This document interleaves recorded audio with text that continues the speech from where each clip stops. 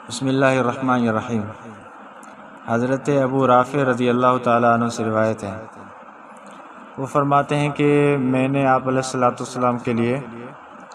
بکری کا گوشت آگ پر پکایا بھونا۔ آپ علیہ السلام نے آ کر نوش فرمایا اور سیدھے جا کر نماز پڑھائی، کیونکہ وضو پہلے کیا ہوا تھا تو اسی وجہ سے آپ علیہ السلام نے دوبارہ وضو نہیں کیا۔ تو اس حدیث سے معلوم ہوتا ہے کہ اگر آگ پر پکائی ہوئی چیز کھا لی ہے اور پہلے آپ نے وضو کیا ہوا ہے تو وہ چیزیں کھانے کے بعد دوبارہ وضو کو لوٹانا، دوبارہ نئے سرے سے وضو کرنا کوئی ضروری نہیں ہے،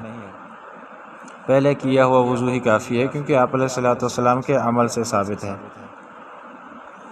باقی بعض ایسی احادیث ہیں جن کے اندر یہ بھی آیا ہے کہ آگ پر پکائی ہوئی چیز کھا کر اس کے بعد وضو کرنا چاہیے، تو اس سے مراد یہ شرعی وضو نہیں ہے جس کے 4 فرائض ہیں، منہ دھونا اور ہاتھ دھونا، سر کا مسح کرنا، پاؤں دھونا، یہ وضو مراد نہیں ہے۔ اس سے مراد لغوی وضو ہے، صرف کلی کرنا اور گیلا ہاتھ منہ پر پھیر دینا، یہ مراد ہے۔ کیونکہ کبھی کبھی ایسے ہوتا ہے کہ آگ پر پکی ہوئی چیز کے اندر کوئی چکناہٹ ہوتی ہے، مسالے وغیرہ ہوتے ہیں، اب جا کر نماز میں انسان کھڑا ہو جائے تو وہ جو ذائقہ منہ کے اندر تھا وہ اگر حلق کے نیچے چلا گیا تو نماز کے ٹوٹنے کا خدشہ ہوتا ہے، تو اسی وجہ سے صرف کلی کر لینا چاہیے، باقی پورا وضو دوبارہ سے دہرانا کوئی ضروری نہیں ہے۔ اب اس حدیث سے ایک دوسری بات بھی ذہن میں آ گئی کہ کبھی کبھی ایسے ہوتا ہے کہ 2 حدیثیں آپ کے سامنے آ جاتی ہیں، بظاہر دونوں حدیثیں آپس میں ٹکر میں لگتی ہیں، ایک حدیث میں ایک حکم ہے اور دوسری حدیث میں بالکل اس کے برعکس اور اس کے ٹکر میں حکم معلوم ہو رہا ہے۔ جیسے اسی مضمون پہ، اسی موضوع پر بات کر لیں، اس حدیث میں حضرت ابو رافع کی حدیث کے اندر ہے کہ وضو نہیں کرنا چاہیے، کوئی ضروری نہیں ہے، اور ایک دوسری حدیث ہے جس کے اندر یہ ہے کہ وضو کرنا چاہیے۔ تو اگر حدیث کے اصول، حدیث کے مزاج سے ہم واقف نہیں ہوں گے تو ہمارا ذہن پریشان ہو جائے گا، اور اللہ بچائے معاذ اللہ انسان کے گمراہ ہو جانے کا بھی اندیشہ اور خطرہ ہو جاتا ہے کہ یہ کس طرح کا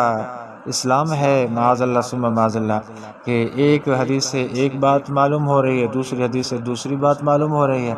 تو انسان مضطرب پریشان ہو جاتا ہے اور کوئی بات سمجھ نہیں آتی کہ اب کس پر عمل کرنا چاہیے اور کس پر کو چھوڑنا چاہیے۔ تو اس لیے فرماتے ہیں محققین، علماء کرام فرماتے ہیں کہ حدیث پر عمل کرنے سے پہلے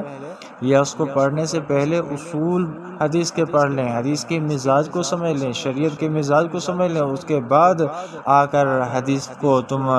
من و عن اور بالمشافہہ پڑھیں اور پھر تم عمل کے قابل بنو گے۔ اگر بغیر سوچے، بغیر سمجھے یا بغیر پڑھے تم نے سیدھا آ کر 1-2 حدیثیں سامنے رکھی اور انہی پر عمل کرنا شروع کر دیا، اب جب کچھ دن کے بعد اس کے ایسی حدیثیں آگے جو مضمون کے لحاظ سے بظاہر اس کے ٹکر میں ہیں، تو اب آپ پریشان ہو جاؤ گے یا تو بالکل گمراہ ہو جاؤ گے۔ اسی وجہ سے 1-2 حدیثیں صرف سامنے رکھ کر اپنے آپ کو شیخ الحدیث بنا لینا یا اپنے آپ کو کوئی بڑی ہستی بنا لینا، یہ کوئی کمال کی بات نہیں ہے۔ کمال یہ ہے کہ آپ حدیث کے لیے وقت نکالیں، حدیث کے اصول کو پڑھیں اور حدیث کے مزاج کو سمجھیں، استاد کے سامنے جا کر گھٹنے ٹیکیں اور اپنی زندگی کا قیمتی جو وقت ہے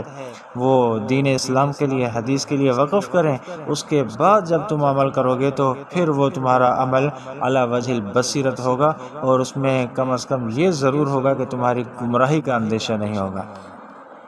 اللہ تعالی ہمیں احادیث مبارکہ کو صحیح سمجھ کر اس کے اوپر عمل کرنے کی توفیق عطا فرمائے۔